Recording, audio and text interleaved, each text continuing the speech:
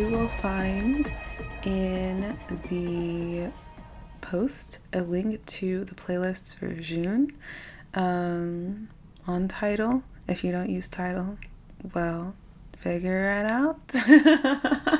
That's mean. If you don't use Tidal, I also am now doing this thing on YouTube where I post the monthly playlist at the end of the month, so you can wait until then, but you can kind of check in throughout the month if you want to see what I'm listening to this month.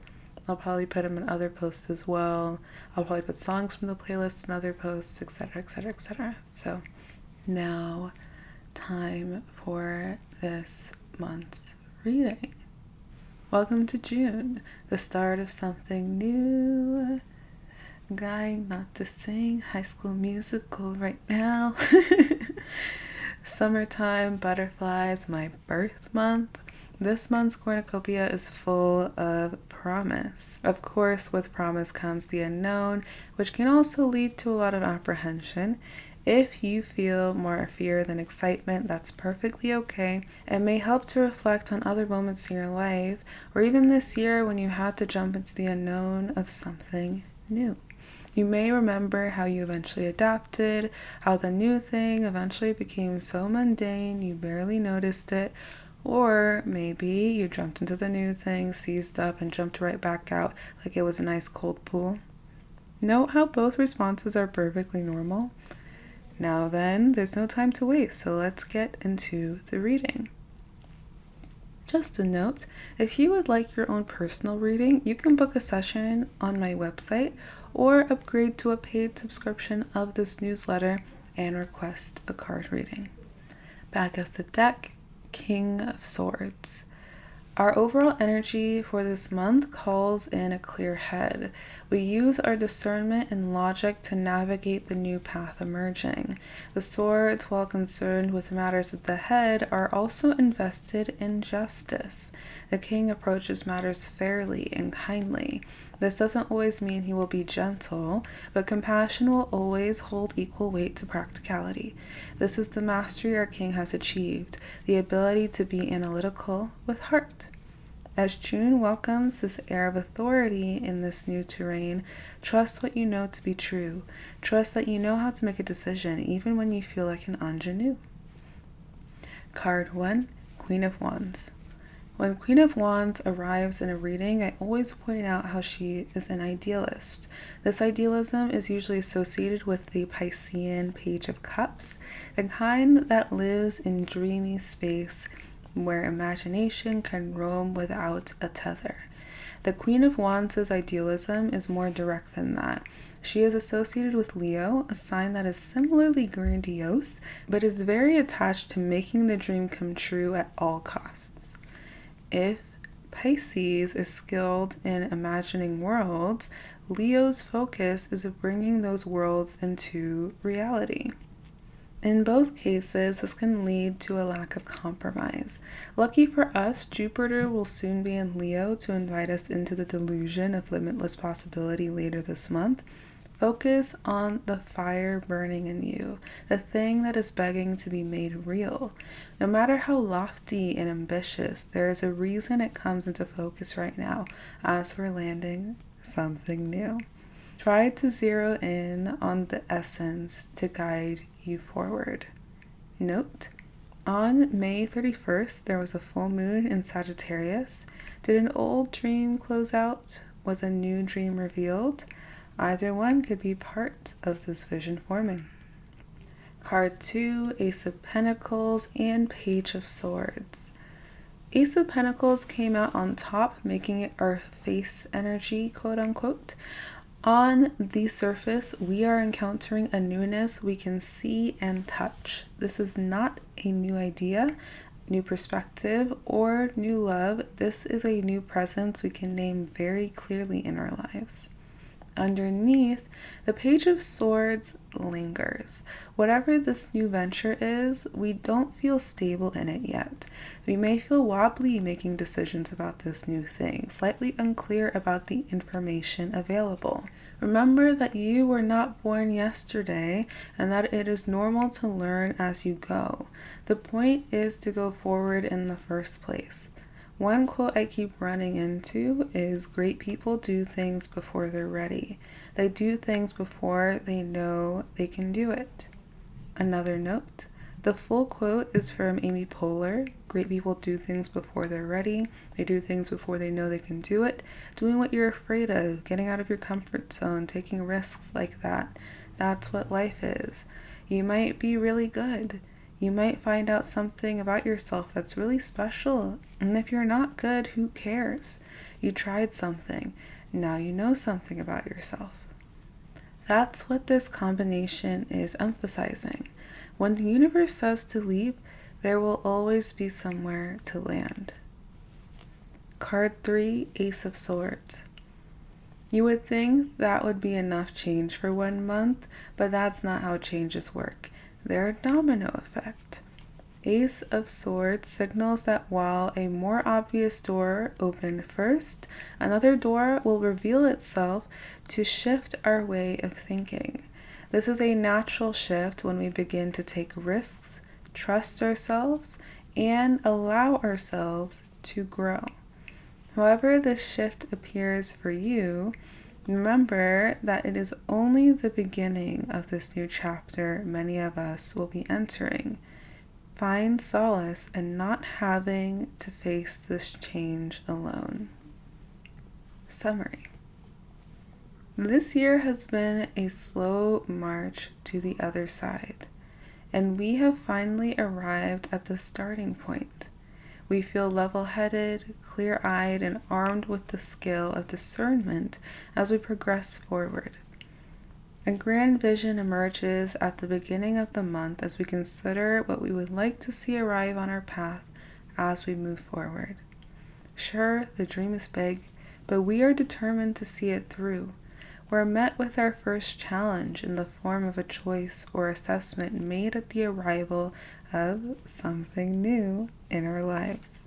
Despite whatever fears we have about making a bad swing, this new thing brings in a new perspective that will be sure to shape how we continue to progress on our journey into next month. However this month manifests for you, remember that you are more capable than you know.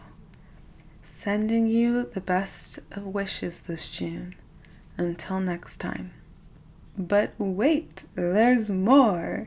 In a moment of curiosity and experimentation, I decided to clarify this month's reading with additional cards. I do this during most readings because it always brings a nice layer of nuance to the messaging. Let's dive a little deeper, shall we? Back of the deck, King of Cups. This new back of the deck energy is the overall energy of our clarifying cards. While we had King of Swords earlier, King of Cups is here to reveal how we're not only entering this new era with a well-established head, but also a well-established heart.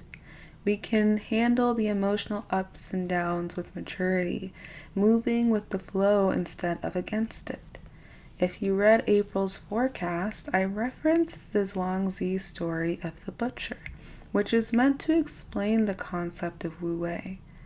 The King of Cups is a master in this principle. Two kings showing up here really emphasizes how much growth has happened to reach this new arena we find ourselves in. Make sure to celebrate that. Clarifying Queen of Wands, the Emperor, and Ten of Wands. The Emperor is our face, mirroring the Queen of Wands' fire energy since he is associated with Aries. That means we have similar go-getter energy present, but this one is more masculine in his approach. The Emperor also marks the presence of authority and experience we have when it comes to mapping this vision we have for ourselves. Our loftiness is not born out of naivety, but instead a result of what we know we want and can achieve. Ten of Wands taps the Emperor's shoulder to reveal the overwhelm that these ideas may cause. Yes, you are skilled and highly capable, but sometimes our eyes are bigger than our stomach. Thankfully, the Ten of Wands asks us to assess which of these burdens we carry we can allow someone else to hold. You may not need to make your dreams come true all on your own. You do not need to make your dreams come true all on your own. Being self-made is a misnomer for the much more real experience of bringing your vision to life through the trusted hands of a team you may not even be the center of. Clarifying Ace of Pentacles and Page of Swords, Seven of Pentacles and Seven of Swords.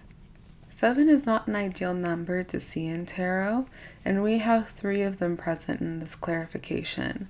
It's a tricky energy. Just a note, if anyone has 7 or 777 as a personal symbol, maybe make note of that. It's a tricky energy, especially here. On the face of this placement, 7 of Pentacles reveals that this new thing coming in doesn't seem quite right. There's root rot here.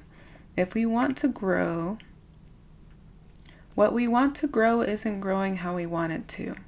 This explains the hesitant energy of Page of Swords around this new thing. How are we supposed to feel sure about it if it's not quite what we want to see? Underneath, 7 of Swords tries to sneak away. In the material space of this new thing, something seems off. In the internal mental space, there is trickery afoot. Did you thoroughly check your contracts? Did you check every seam of the new jacket you plan to buy? It's not too late to go back. This trickery may not be external, but an internal, guys. Do you actually not want to go to the party, or are you scared of being seen? Do you actually want to do the project, or are you scared that a better fitting opportunity won't come? 7 of Swords is very ego-driven, leading us to abandon the 2 swords of our intuition. Slow down, get quiet, and remember that you can trust that little voice inside yourself. Clarifying Ace of Swords, 7 of Wands. We've muddled through fishy waters, and we feel sharper for it. We feel more protective of ourselves and our path forward, fully committed to the original vision of our Queen of Wands. Be mindful not to take any slip-ups as justification to be hypervigilant. Learn the difference between when your internal meter is trying to protect your ego and when it is protecting a part of you that really needs that insurance. Rest assured that regardless, nothing is getting past us this time, and we will not back down from what we believe in. Summary. These clarifiers revealed the undercurrent anxieties of this new season. We have the comfort of arriving in not only a more mature headspace, but also an equally seasoned heart space to guide our path forward. This realized heart navigates the ups and downs of this new path with ease. During the beginning of the month's envisioning, we face both our ambition and overwhelm. The ambition comes from a deep well of experiences we draw from to shape this new path. As we draw these plans, we are forced to reckon with our limited bandwidth that calls on us to bring in some helping hands. As the month progresses and something new emerges, the new reveal isn't quite what we'd hoped. Its odd shape makes us wary of our capabilities. In this moment of mental confusion, we may miss betrayals from others, internal trickery from ourselves, or thwarts beyond our control. In facing this, we are given a new outlook, gearing us to set better boundaries and defenses to protect what we hold dear, especially regarding the original dream we envision at the start of the month. While these clarifiers reveal a heavier truth, don't let that slow you down. Remember that you are capable of more than you know, that all you've experienced has equipped you for this moment.